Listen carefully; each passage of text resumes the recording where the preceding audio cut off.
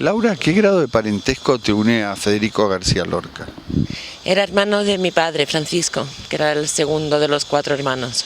Se llevaban 4 años. Madrid fue fundamental para él. Claro, Granada es una ciudad de provincias y fue importantísima la salida y la venida a la residencia y su encuentro con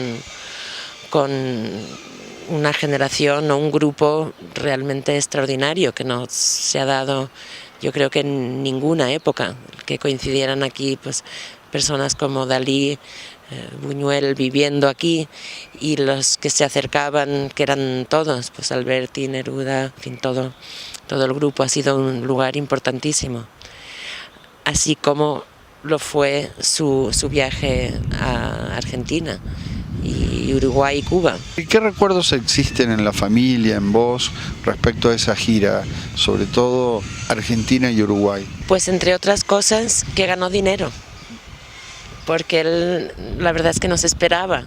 Él, aunque fue ya sabiendo el éxito que había tenido Bodas, no se dio cuenta hasta qué punto. Fue para él un empujón enorme, porque fue darse cuenta del alcance que estaba teniendo su obra, tanto su poesía como el teatro. Ay, Federico, cómo hubieras sufrido al ver este fuego desatado en la España que tanto quisiste. 1939, la República Española es derrotada. Entra Franco en Madrid, pero poco antes el gobierno de la República sale al exilio, dejar a tantos amigos y a tantos conocidos y a tantos hermanos desconocidos en una España dominada por el terror. También eso creaba mucha angustia.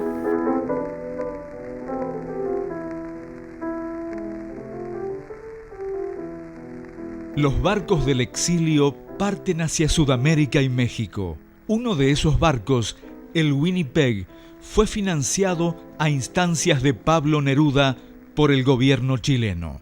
Pablo organiza, él solo prácticamente, con algunos colaboradores, pero todo fue idea de él, el fletar un barco, el Winnipeg, que se compra con dinero de la República Española en el exilio, un poco dinero que había podido sacar la República, el gobierno de la República al exiliarse en Francia. Hay una oficina en donde se registra la gente que va a salir en el barco, pero eran miles y había que elegir. Y entonces era verdaderamente un dolor inmenso para Pablo el tener que elegir. La gente sometía más o menos cuál era, bueno, que su profesión, lo que tenía, en fin, como un currículum, digamos, de alguna forma. Y fueron 2000 y tantos, creo recordar. Entonces, ese barco se bautizó como el barco de la esperanza.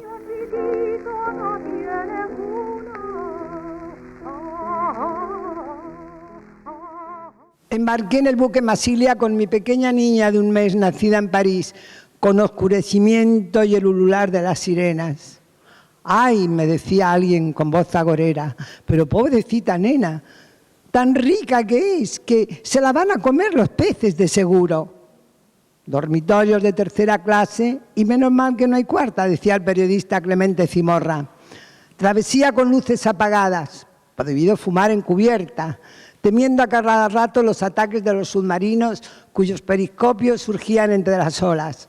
Apareció en una madrugada Buenos Aires, humo de chimeneas, estibadores ya prestos a la tarea. ¡Qué maravilla debe ser esta ciudad! Tenía fama de ser la más importante de Sudamérica. Entonces estábamos en el barco y teníamos que esperar. El barco estaba en la dársena norte, pero tampoco arrimado a la planchada, sino lejos. Había habido una de esas carreras de caballos famosas acá, que Botana, que era el director de Crítica, que Crítica había hecho mucho a favor de la República, entonces Botana tenía un caballo que se llamaba Romántico y que había ganado la carrera. Y dijo, hombre, se le ocurrió dice, bueno, este dinero lo voy a repartir entre los refugiados que están en el barco, que sabía que no teníamos ni siquiera un centavo, y quiso entrar al barco. Y el capitán del barco le dijo no. Dice, no, porque usted no puede subir aquí porque esto es tierra francesa. Y él le dijo, no, usted está en la dársena norte, en aguas territoriales argentinas. así que usted no está en su tierra. Dijo, pero voy a venir mañana y no solamente les voy a entregar el dinero, sino que los voy a bajar a todos. Se van a quedar en la Argentina. Pero Botana llamó al presidente Ortiz, que entonces era Ortiz el presidente de la Argentina, que estaba muy enfermo y casi ciego, y dio un decreto de esos de urgencia para que pudiéramos tener asilo en la Argentina. Pero mira, era muy emocionante porque como el barco no lo dejaban arrimar a la planchada, la gente en la esquina, se congregaba la gente con banderas republicanas, gritando así, y bueno, vivando y todo, una maravilla.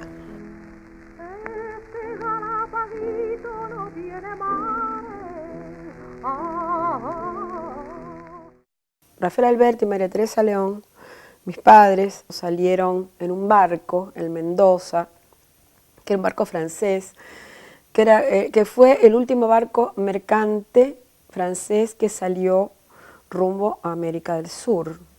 El Atlántico estaba totalmente surcado por naves alemanas, por submarinos, etc. Tenían que el barco navegar a oscuras por la noche. Era una situación muy tensa, ellos estaban en la clase más ínfima, e incluso cuando llegaron a las costas del Río de la Plata, a la entrada, ellos más o menos presenciaron el hundimiento del Graf Spee, este barco ultramoderno alemán que estaba acosado por los ingleses y que el capitán prefirió volar antes de entregarse, ¿no? Y entonces llegan a Buenos Aires, como digo, con destino a Chile. Y en Buenos Aires los reciben en el puerto Gonzalo Losada, el que sería el editor de todos los libros posibles.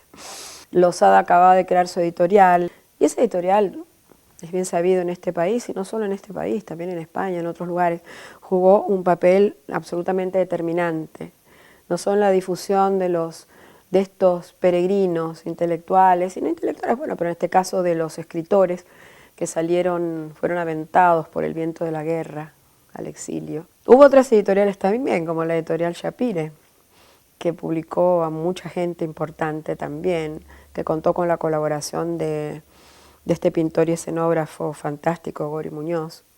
Y todas estas personalidades que fueron llegando, creo que crearon un mundo verdaderamente mágico en esta ciudad.